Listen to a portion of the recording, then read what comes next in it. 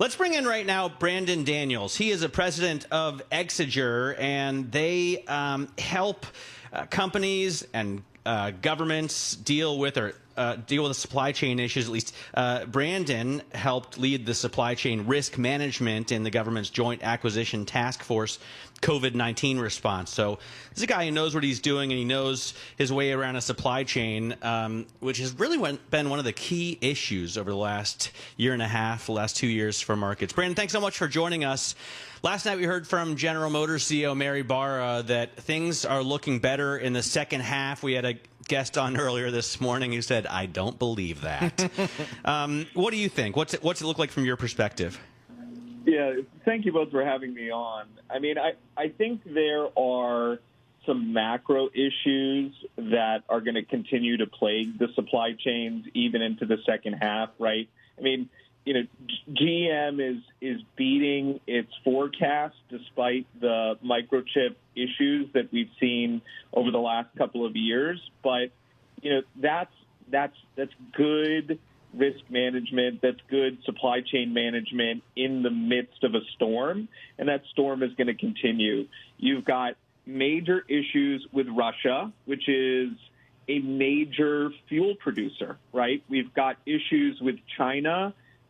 Their lockdowns related to Omicron and potential additional variants are going to continue to drag on. And then you've got the 800-pound gorilla, which are the geopolitical issues that are happening right now, right? I mean, between Australia and China, between the U.S. and China, you're seeing everything from lithium to kids' toys being affected in terms of potential supply. So I think that these macro issues are going to continue to drag out the supply chain struggles that we've seen. Hopefully kids aren't playing with lithium, though. Exactly. Yeah, that's right. Those two things shouldn't go together. No. Brandon, when this first started, this whole supply chain issue at the beginning of the pandemic, there was definitely a call for onshoring more of the supply chain on U.S. shores. Is that something that really can happen, will happen? How do you think about that?